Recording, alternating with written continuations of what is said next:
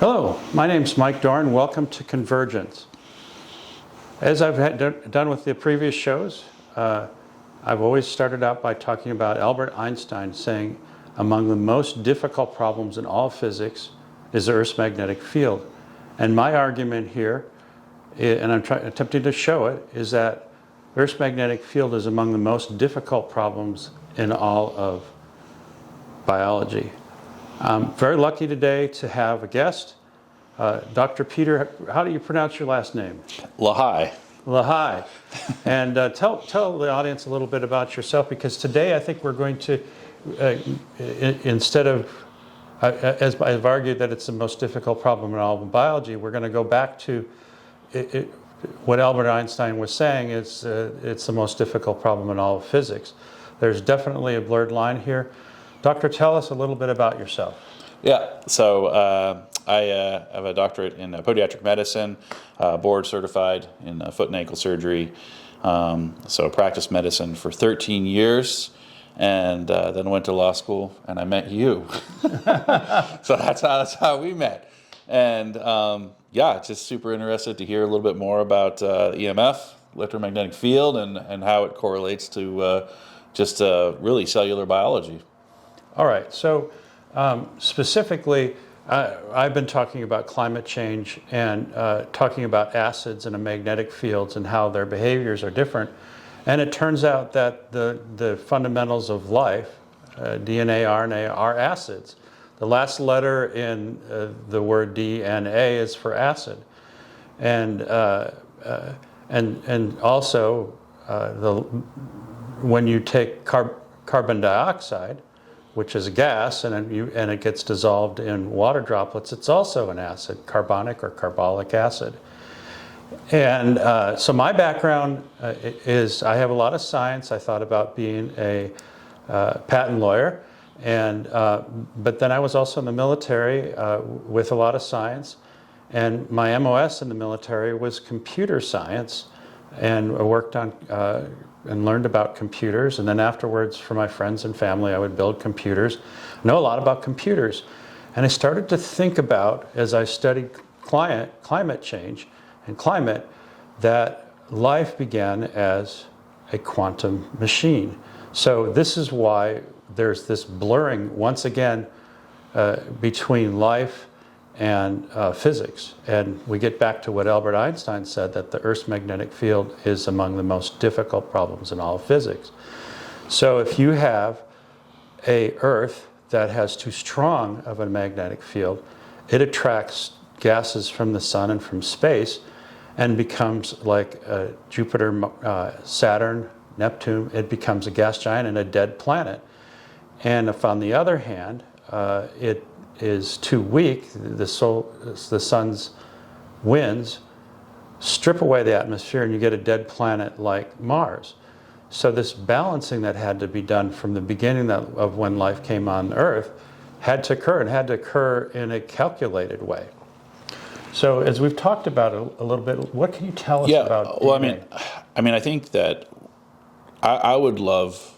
I'm sorry, I didn't mean to interrupt. Go ahead. No, you go ahead. Well, I would love to hear a little bit about when we talk about how the interdependent relationship between the Earth's electromagnetic field and these atmospheric gases. What draws the atmospheric gases? How does that process of drawing the atmospheric gases to the Earth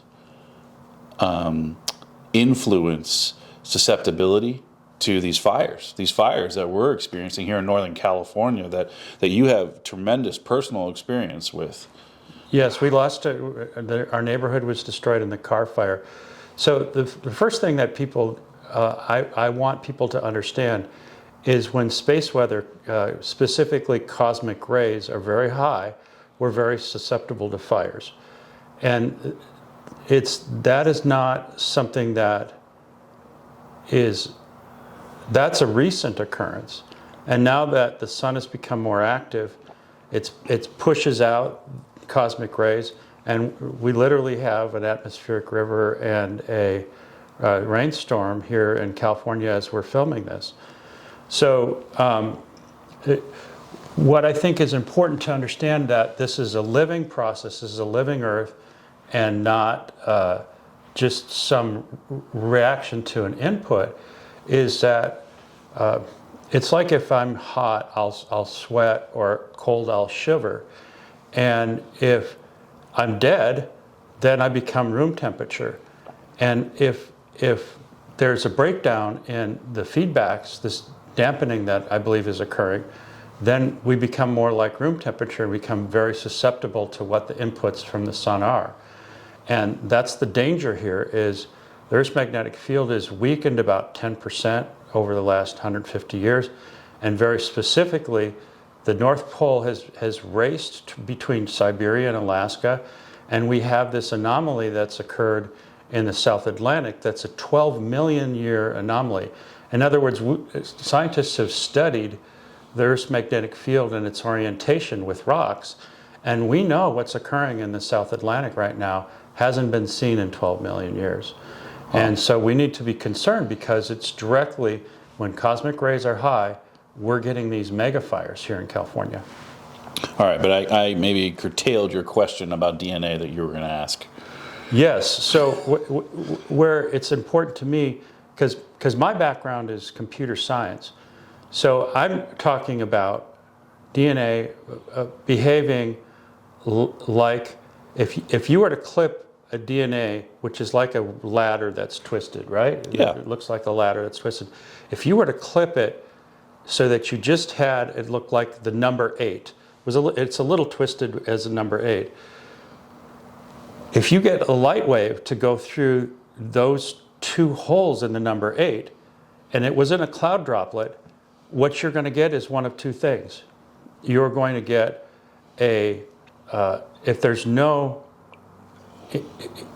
if we don't know for certain that the light interacts with the in this case the hydrogen electrons in that number 8, then we're going to get cancellation and we're going to get banding, and the light will behave like a wave. But if there is interaction between the light wave and a hydrogen atom, then we know for certainty, and then that light wave starts to behave like a particle, and it'll go through, and you'll get a lump of energy from that wave against the side of a droplet. Why that matters is because now you have a dynamic type of a machine that will affect the phase change energies. Ultimately, if you have massively parallel these nucleotides in cloud droplets, then you're going to affect the cloud behaviors, then you're going to affect lightning, and then dynamically you're going to affect at some point in time, the Earth's magnetic field. And so now we get this crossover between life and physics again. And there's so many things about this with my background that I'm starting to understand here. To have a computer that works, a quantum machine, you need a clock. So you need to have, in this case, the Schumann resonance, you need a clock. You need to have memory, and in this case, the memory is going to be your nucleotides. You need to have actual feedbacks that will affect the clouds. Because if it doesn't cause a feedback, it doesn't cause the lightning, it doesn't cause the change in the magnetic field. And what needs to be understood is that lightning across the globe causes a crescendo. It's like if I took a big hammer to a bell and hit the bell, it starts to resonate. And the same thing occurs globally with lightning, is that it starts to cause a resonance called a Schumann resonance. And the Schumann resonance then becomes your clock wave. And so you have all the things that you need for a computer. And the biggest problem in biology right now is implausible complexity. Is there any way that you could explain what you know about implausible complexity? Yeah, I mean, if we put it in the context of DNA, when you really talk about like DNA remodeling, right? Yes. On like how essentially you had talked about how if you have a double-stranded double helix, right, or a single-stranded double helix, and the bonds, right? So the hydrogen bonds are broken Now, within that single strand or a double strand, then there is a remodeling process that needs to happen. And what causes the disruption of the bonds, of the hydrogen bonds, and what prompts the remodeling oftentimes is how we can think about this, like this complexity, right? About essentially like what does the injury process look like, and what does the repair process look like? So one way I've looked at it in terms of a probability, and I have a lot of math classes and I've had a lot of probability classes, is like if you reached in to a jar of marbles and you picked out a green one, and then you reached in again, another green one, and next another green one, you'd say, oh, I'm going to Vegas. And you keep picking and it's always green. And pretty soon he's like, I thought this marble jar had all kinds of different colors in it, but every time I reach in, it's green. And so there's this idea that there must be another hand reaching into the marble jar and removing all the different other colored marbles, so that when you actually reach in, that's what you get. And and this is where the tie into the fires is with early life, there was very high cosmic rays. The sun wasn't as bright. And so what would happen in terms of different colored marbles is you would get different isotypes of carbon. So you would get C12, C13, C14, and what we think of as biogenic carbon, which is basically mostly C12, is what appears with life, yet the inputs, the marble jar itself, has all these different isotypes. I mean, I think the idea, again, like, my background is with DNA, and so when you talk about an injury that happens, then the repair itself, it can be repaired a bunch of different ways. And to be honest, that's how sometimes when we talk about cancer, that's how cancer happens, is that there's a remodeling process that happens in an inappropriate way that now leads to a disease state. And but that doesn't always happen. So the question sometimes is, why does it happen to some people and not others? And I guess that would be sort of the other hand that comes in, that is dictating the probability that the remodeling process is going to further a disease state rather than further a proper repair state, which is called the native state, which is what you're born with. And we can think of the earth as that, right? We can think of the earth as we had a native state, which is the original state, but we've gone through these remodeling processes. And some of this remodeling has not been very good and has led us down this path now to have an increased propensity for these megafires. So getting to this idea of a systems approach to this, to solving this very complex problem that Einstein said is among the most difficult.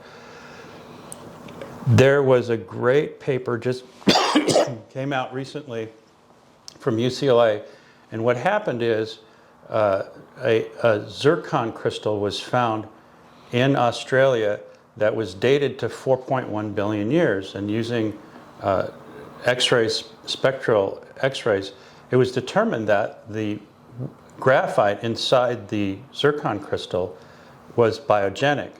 And so 4.1 billion years ago was before there's been any dolomiite findings showing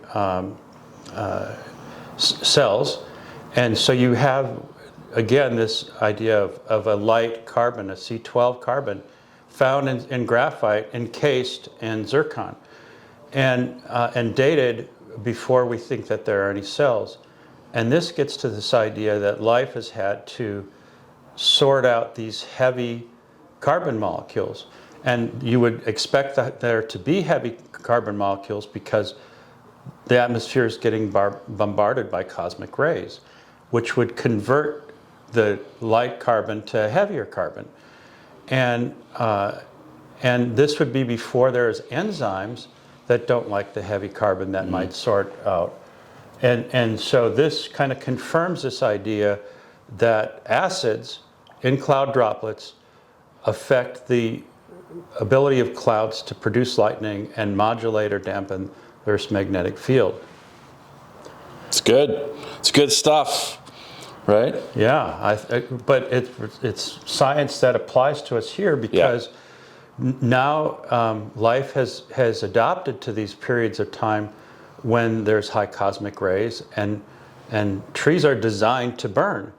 So it becomes relevant to us today because we have to get into the weeds here, and we have to start to understand what are some of the different things that affect the Earth's magnetic field. It's not like volcanoes, for instance, are unrelated to taking carbon from the inactive part of the biosphere to the active part of the biosphere, because it then changes electrical currents which can heat up the subterranean and affect volcanoes. It's all controlled. Ultimately, the assumption that is being made here is that the Earth's magnetic field is the fundamental problem that life is solving as a whole, and therefore all these different chemicals, all these different acids in the Earth's magnetic field are important.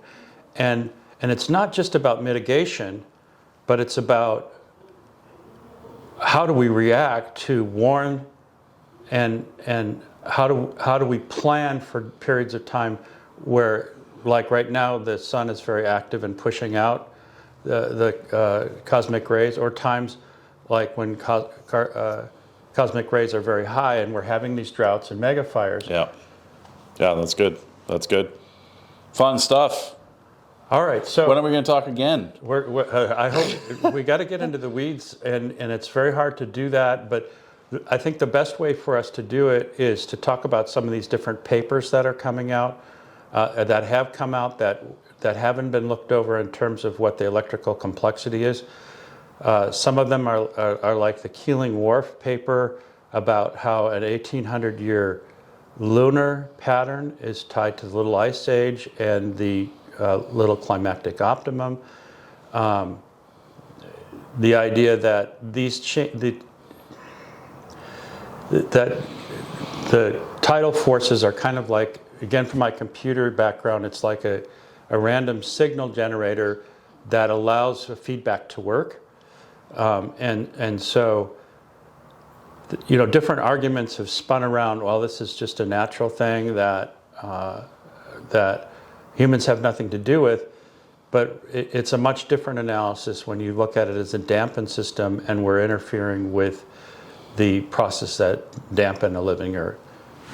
So I think there's a lot for just to start. Well, it just gives us it's a foundation. All right, do you want to turn off the machine, or do you? Yeah. Well, thanks for having me. And we'll do more. It was awesome. Yeah. Our conversations. I wish people could be here to be a fly on the wall as we're talking about this. Yeah. So well, thank you, and it's great being on here, and we'll do it again. All right. Okay. It's good. All right. Let me get downstairs because they were freaking out.